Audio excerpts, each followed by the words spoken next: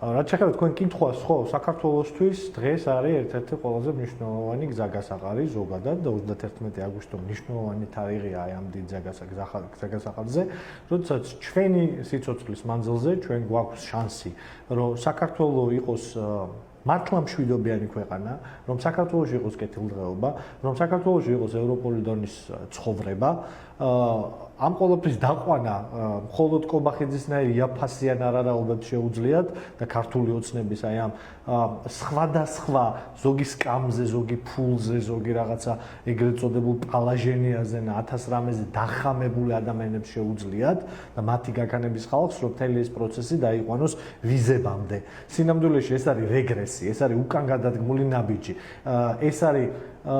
ერთის მხრივ ამ ეტაპზე ჩვენი ისტორიისა უდიდესი შანსის დაკარგვა, რასაც ქვია, რომ ეს ქვეყანა იყოს მართლა კეთილდღეობის სახელმწიფო, რომ ეს ქვეყანა მართლა იყოს მშვიდობიანი, თავისუფალი, რომ ამ ქვეყანაში არსებობდეს ის ცხოვრების დონე, რაც ცხოვრების დონის გამოც საქართველოს მოსახლეობის 80%-ზე მეტი მიუხედავად ყველა ქარტეხილისა დღემდე იძახის, რომ ყველაზე მნიშვნელოვანი ერთადერთი სწორი გზა ამ ქვეყნის განვითარების ეს არის დასავლეთისკენ სვლა, ეს არის ევროპის გზაზე დაბრუნება და ეს არის ევროინტეგრაცია. ყველა ამ ადამიანისთვის, ანუ საქართველოს მოსახლეობის აბსოლუტური უმრავლესობისთვის, ყველა ჯერზე სილის გაწნა არის, რამდენიც აი ეს მოლაპარაკე თავები და ეს რაღაცა რობოტები ივანიშვილის იძახიან, რომ სვავენ ტოლობის ნიშანს მშვიდობასა და ვიზა ლიბერალიზაციას შორის. ეს არის ყველაზე სამარცხვინო კამპანია, რაც უწარმოებიათ ალბათ ერთ-ერთი ყველაზე სამარცხვინო მთელი თავისი არსებობის მანძილზე. სინამდვილეში საქართველოს ეს არის უდიდესი შანსის დაკარგვა და ამის წინააღმდეგ უნდა გავილაშქროთ. ეს იქნება საარჩევნო პროცესში, ეს იქნება ქუჩაში, ეს იქნება არ ვიცი ტელეეთერებში, ოჯახებში, ყველა ვის ვიაზრებთ, რომ ის გზაგასაყარი, რომელზეც ახლა ვდგევართ, რომ ის შესაძლებლობები, რომელსაც ახლა ეს ქვეყანა კარგავს, არის ეგზისტენციალური მნიშვნელობის ყველას ჩვენი საქმეა, რომ რაც შეიძლება მეტ ადამიანამდე მივიტანოთ ეს ყველაფერი, იმიტომ რომ რამდენადაც ბინძური არის ეს კამპანია, რომელშიც ქართული ოცნება არის ჩართული, იმდენად ისინი ჩვენ თანამოქალაქეების გარკვეულ ნაწილს თავს ახვევენ აი ამ მოგონილ ქიმერებს, თავს ახვევენ ამ აბსოლუტურად არარსებულ და ტყუილ დილემებს, როგორც არის ერთ მხარეს მშვიდობა და მეორე მხარეს. რუსეთის მხარეს იყო და მშვიდობაზე ლაპარაკობდე, ამაზე დიდი უწიფრობა არ ვიცი კიდე რა არის. რუსეთის მხარეს იყო. რუსეთი, რომელიც დღეს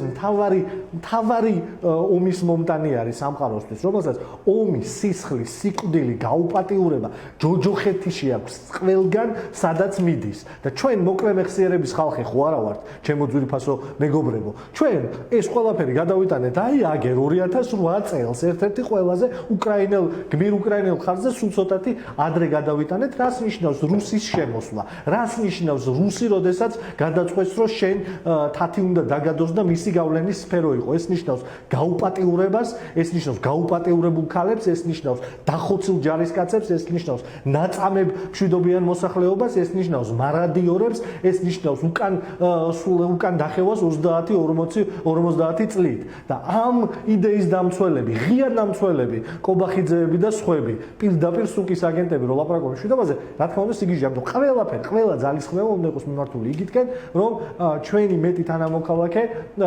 სწორი ინფორმირებული იყოს და სწორად ესმოდეს, რომ ეს არ არის უბრალოდ ვიზის დაკარგვა, რომ ეს არ არის რაღაცა ნაბიჯი, რომელსაც მე ვიღაცა დაალაგებს და გამოასწორებს ბიზნეს კარზე. ეს არის უდიდესი უკან გადადგმული ნაბიჯი ჩვენი საზოგადოებისთვის, ჩვენი სახელმწიფოებისთვის და ერთ-ერთი ყველაზე მნიშვნელოვანი პოლიტიკური მოვლენა, რომლის წინააღმდეგაც უნდა გავილაშქროთ. ხელისუფლება, რომელიც ამას უკეთებს თავის ხალხს, იმ ხელისუფლებას არაფერი საკავშირი არ აქვს არც მშვიდობასთან, არც საკუთარი ხალხის პატივისცემასთან და არც ამ ქვეყნის პატრიოტიზმთან. კი ბატონო. თაზო, კიდევ ერთი თემა, რასთან და პრინციპში ერთიანი კონტექსტია, მინდა დაგისვათ შეკითხვა, ეს ეხებოდა თქვენი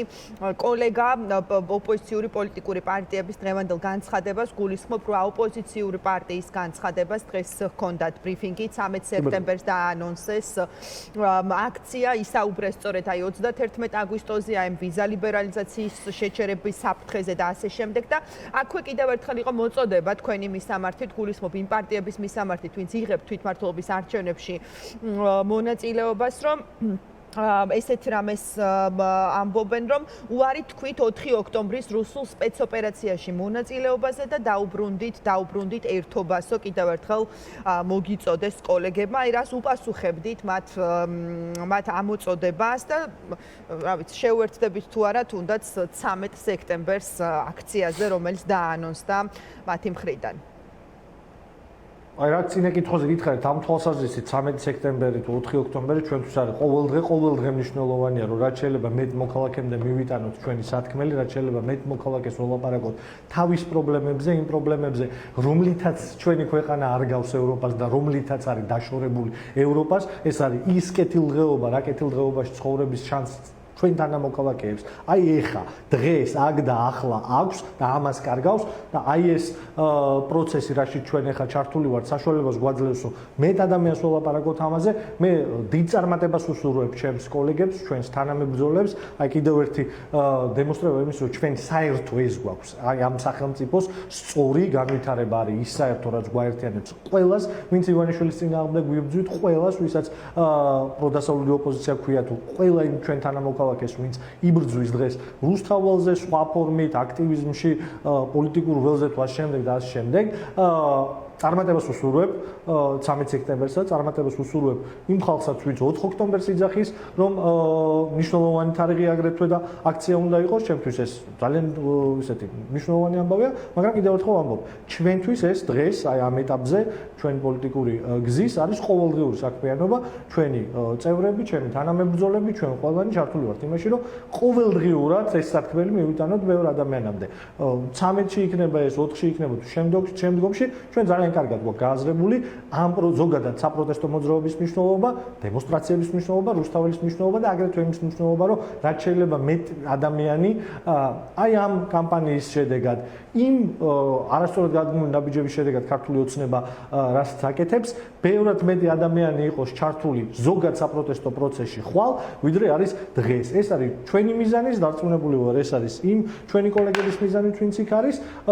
ამიტომ წარმატებას უსურვებ ამ ამბავში. ჩვენ აქამდე რაც ვაკეთებდით, ვაგრძელებთ ამ პროცესს, აუცილებლად ვაგრძელებთ იმაზე საუბარს, რომ დღეს საქართველოს აქვს შანსი რომ კონდეს ევროპული დონის ჯანდაცვის სისტემა, პირველადი ჯანდაცვის რგოლი, მედიკამენტების ფასები იყოს ევროპული, სახელმწიფოს ხარისხის კონტროლი იყოს იგივე, ჩვენი სამედიცინო სერვისები იყოს ევროპის ხარისხი, ეს არის ჩვენი მიზანი და ამაზე ველაპარაკებით და ამ შანსს კარგავს 31-ში ამ შანსის დაკარგვის საეტაპო მომენტი არის და ამაზე ვსაუბრობ ჩვენს თანამოქალაქეებთან, ჩვენ ვსაუბრობთ ჩვენ თანამოქალაქეებთან, რომ ამ ქვეყანას აქვს პოტენციალი ძალიან მოკლე დროში, ერთ საარჩევნო მანდატში, ორ საარჩევნო მანდატში, რომ 200,000 სამუშაო ადგილი შეიქმნას, ამ ქვეყნის ეკონომიკა რეალურად გაორმაგდეს, დაუახლოვდეს ევროპის ქვეყნების ეკონომიკას, საქართველოს შეიძინოს საერთაშორისო სავაჭრო,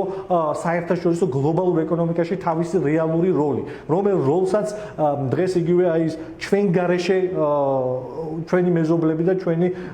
დები და ძმები, აზერბაიჯანელები, სომხები, თურქები ახერხებენ გამოიყენონ და ჩვენ ამას ვერ ვიყენებთ, იმიტომ რომ ყავს ხელისუფლება, რომელიც რუსულ ინტერესებს ემსახურება. ამაზე ველაპარაკებით ყოველდღიურად, რომ საქართველოში ხარისხიანი სამუშაო ადგილი, რომლითაც ადამიანებს შეუძლიათ ღირსეულად არჩინონ თავის ოჯახი, არჩინონ თუნდაც საკუთარი თავი, ამის შესაძლებლობა არის. ეს შეიძლება და ამას წინ უდგას მხოლოდ ქართული ოცნების კორუფცია და ის რუსული ჭაობი, რომელშიც